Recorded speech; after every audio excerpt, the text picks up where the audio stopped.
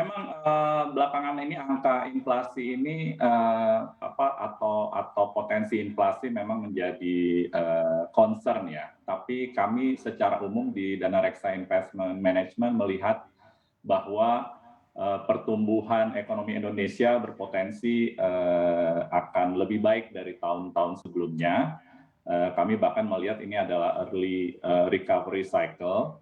Dan dampak positif dari kenaikan komoditas batu bara, CPO, nikel dan lain-lain ini akan membawa trade surplus dan current account balance kita menjadi lebih baik. Jadi dampak positifnya kami pikir akan meng-offset dampak potensi inflasi, mengingat pertumbuhan ekonomi kita yang lebih baik akan meng-create demand yang lebih baik juga. Jadi saya pikir saat ini kami belum lebih melihat net-netnya positif buat pertumbuhan ekonomi Indonesia. Baik, untuk sektornya sendiri yang mana yang akan dijagokan? Apakah sektor komoditas juga menjadi pilihan dari Dana Reksa Investment Management?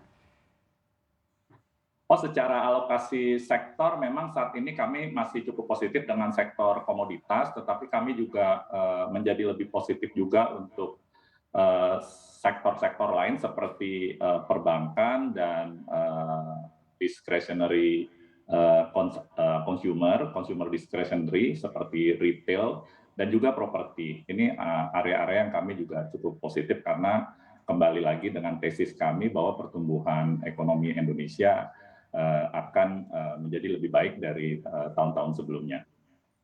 Baik, di sepanjang pekan kemarin kita melihat ini dana asing juga sudah mulai banyak dan terus-menerus masuk ke Indonesia, begitu kalau kita melihat di pasar modal. Lalu bagaimana strategi Dana Reksa untuk mendukung bertahannya investasi asing di dalam negeri ini?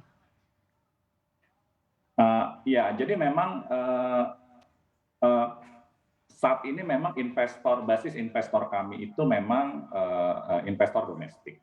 Dan untuk investor domestik ini kami memang menyuarakan seperti yang saya sampaikan tadi, optimisme kami terhadap kelas aset saham, mengingat prospek pertumbuhan ekonomi yang baik.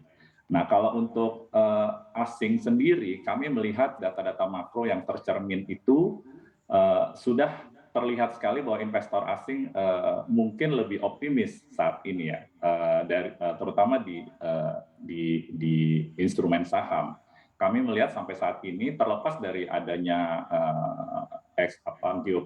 geopolitik seperti perang maupun naiknya harga-harga komoditas, investor saham asing sendiri mungkin udah hampir 2 miliar dolar masuk ke Indonesia sampai saat ini belum berhenti. Jadi kami pikir saat ini asing dengan data makro yang masih positif masih cukup optimis untuk terus berinvestasi ke Indonesia. Baik, mungkin Anda bisa menjabarkan sedikit apakah ada perbedaan untuk preferensi sektor di sini antara investor asing dan investor domestik? Kalau preferensi sektor, kami pikir kalau kami dari Dana Reksa Investment Management memang seperti tadi saya sampaikan kami cukup menyukai sektor-sektor yang tadi disebutkan seperti komoditas,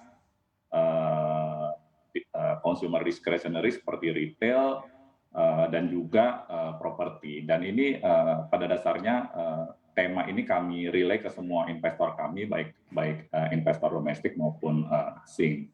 Jadi di industri sendiri atau di pasar modal kita sendiri kami lihat secara tema memang sektor-sektor yang saya sebutkan tadi memang menjadi salah satu dasar kenapa investor asing masih terus berinvestasi ke Indonesia, karena memang Indonesia diuntungkan oleh kenaikan harga komoditas. Tetapi on top of that memang prospek recovery di pertumbuhan ekonomi Indonesia ini menjadi daya tarik buat investor asing.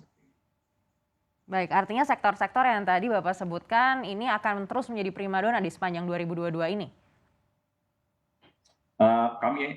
Kami rasa demikian, Bu Aneka. Jadi ini adalah sektor-sektor yang menjadi sektor-sektor rekomendasi kami saat ini.